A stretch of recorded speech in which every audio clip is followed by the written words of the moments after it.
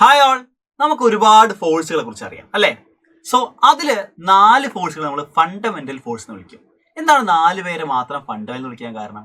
ഈ യൂണിവേഴ്സിലുള്ള എല്ലാ ഇന്ററാക്ഷൻസിനെയും എക്സ്പ്ലെയിൻ ചെയ്യാൻ കഴിയുന്ന ആ 4 പേരെയാണ് നമ്മൾ എന്ത് വിളിക്കുന്നത് അറിയോ? ഫണ്ടമെന്റൽ ഫോഴ്സ് എന്ന് പറയും.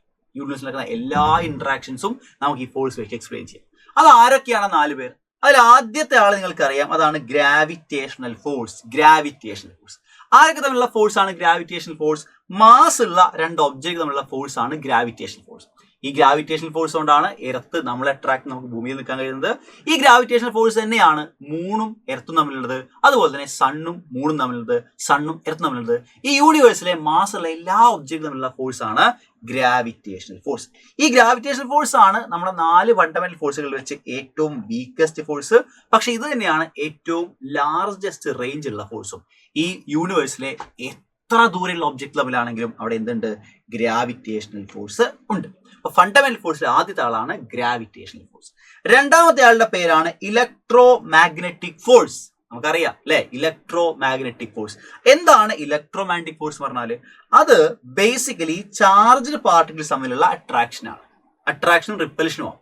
ചാർജ് പാർട്ടിക്കിൾസ് ആരൊക്കെയാണ്? നമുക്ക് പോസിറ്റീവ്ലി ചാർജ് പാർട്ടിക്കിളും ഉണ്ട്, നെഗറ്റീവ്ലി ചാർജ്ഡ് പാർട്ടിക്കിളും ഉണ്ട് അല്ലെ. പോസിറ്റീവ്ലി ചാർജ് പാർട്ടിക്കിളും പോസിറ്റീവ്ലി ചാർജ് പാർട്ടിക്കിളും സിമിലർ പാർട്ടിക്കിൾസ് എടുത്ത് വന്നാൽ റിപ്പൽഷൻ ഉണ്ടാവും. നെഗറ്റീവ് വന്നാലും അതും സിമിലർ തന്നെയാണ്, റിപ്പൽഷൻ ഉണ്ടാവുക. പക്ഷെ പോസിറ്റീവ് നെഗറ്റീവ് വന്നാൽ അവിടെ അട്രാക്ഷൻ ഉണ്ടാവും. സോ ചാർജ് പാർട്ടിക്കിൾ തമ്മിലുള്ള ആ ഫോഴ്സ് വിളിക്കുന്ന പേരാണ് ഇലക്ട്രോ മാഗ്നറ്റിക് ഫോഴ്സ്. ഈ ചാർജ് ഫോഴ്സ് തമ്മിലുള്ള അട്രാക്റ്റീവ് ഫോഴ്സ് തന്നെയാണ് മാഗ്നറ്റിക് ഫിനോമിനയും ബേസ്. അതുകൊണ്ടാണ് ഈ ഫോഴ്സിനെ ഇലക്ട്രോ മാഗ്നറ്റിക് ഫോഴ്സ് എന്ന് വിളിക്കുന്നത്. ഓക്കെ, അടുത്ത ഫോഴ്സ് ആണ് നമ്മുടെ മൂന്നാമത്തെ ഫോഴ്സ്, സ്ട്രോങ് ന്യൂക്ലിയർ ഫോഴ്സ്. വളരെ അത്ഭുതകരമായിട്ടൊരു കാര്യമാണ്. നമുക്കറിയാം, നമ്മുടെ ആറ്റത്തിന്റെ ന്യൂക്ലിയസിന്റെ അകത്താണ് പ്രോട്ടോൺസുകൾ ഇരിക്കുന്നത് അല്ലെ. അതിനകത്ത് തന്നെ ന്യൂട്രോണും ഉണ്ട്. ഇപ്പൊ നമ്മൾ പറഞ്ഞ കേസിൽ പ്രോട്ടോണിന് പോസിറ്റീവ് ചാർജ് ആണ്. ഈ പോസിറ്റീവ് ചാർജിലെ പ്രോട്ടോണിന്റെ അടുത്തേക്കാണ് മറ്റൊരു പ്രോട്ടോൺ വരുന്നത്. സോ 2 സിമിലർ ചാർജ് ആളുകൾ അടുത്ത് വന്നു. അവർ തമ്മിൽ എന്തുണ്ടാവും? ഇലക്ട്രോസ്റ്റാറ്റിക് ഫോഴ്സ് ഓഫ് റിപ്പൽഷൻ ഉണ്ടാവും. ഇതിനെ ഓവർകം ചെയ്യണം. സോ 2 പോസിറ്റീവ് ചാർജുകളെ പിടിച്ചു വെക്കാൻ കഴിയുന്ന ചാർജ് ഇൻഡിപെൻഡന്റ് ആയ ഒരു സ്ട്രോങ് ഫോഴ്സ് വേണം. അതാണ് നമ്മുടെ ന്യൂക്ലിയർ ഫോഴ്സ്. ഈ ന്യൂക്ലിയർ ഫോഴ്സ് ആണ് പ്രോട്ടോൺസിനെയും ന്യൂട്രോൺസിനെയും ആറ്റത്തിന്റെ ന്യൂക്ലിയസിന്റെ അകത്ത് പിടിച്ചിരുന്നത്, ബൈൻഡ് ചെയ്യുന്നത്. അതുകൊണ്ട് തന്നെ അതൊരു സ്ട്രോങ്ങസ്റ്റ് ഫോഴ്സ് ആണ്. നമ്മൾ നേരത്തെ പറഞ്ഞ ഇലക്ട്രോസ്റ്റാറ്റിക് ഫോഴ്സിനേക്കാൾ സ്ട്രോങ് ആണ്. അതിന്റെ പ്രശ്നം, അതിന്റെ റേഞ്ച് ഭയങ്കര കുറവാണ്. That is inside the nucleus മാത്രമാണ്. അങ്ങനെയാണെങ്കിൽ നാലാമത്തെ ഫോഴ്സ് ആരാ? നാലാമത്തെ ഫോഴ്സിന്റെ പേരാണ് weak nuclear force. Nuclear force തന്നെ വീക്ക് ന്യൂക്ലിയർ ഫോഴ്സ്. നമുക്കറിയാം, എല്ലാ ന്യൂക്ലിയസും സ്റ്റെബിലിറ്റിക്ക് വേണ്ടിയാണ് ശ്രമിക്കുക അല്ലെ. അപ്പൊ ന്യൂക്ലിയസ് സ്റ്റേബിൾ ആവാനുള്ള പ്രോസസ്സാണ് റേഡിയോ ആക്ടിവിറ്റി. അതിലൊരു ആക്ടിവിറ്റിയാണ് ബീറ്റാ ഡികെ.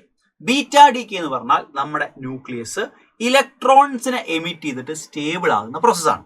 സോ അങ്ങനെ സ്റ്റേബിൾ ആകാൻ ബീറ്റാ ഡികെ ഇലക്ട്രോൺസ് എമിറ്റ് ചെയ്യുന്ന സമയത്ത് അതിന് ആ പ്രോസസ്സിന് റെസ്പോൺസിബിൾ ആയുള്ള ഫോഴ്സിന്റെ പേരാണ് വീക്ക് ന്യൂക്ലിയർ ഫോഴ്സ്. ഇങ്ങനെ 4 ഫോഴ്സ് ഉണ്ടെങ്കിൽ നമുക്ക് ഈ യൂണിവേഴ്സിലെ എല്ലാ കാര്യങ്ങളും എക്സ്പ്ലെയിൻ ചെയ്യാൻ കഴിയും. സോ അതുകൊണ്ട് തന്നെ ഇവർ 4 പേരെയും വിളിക്കുന്ന പേരാണ് fundamental forces in the universe അല്ലെങ്കിൽ ഇൻ നേച്ചർ.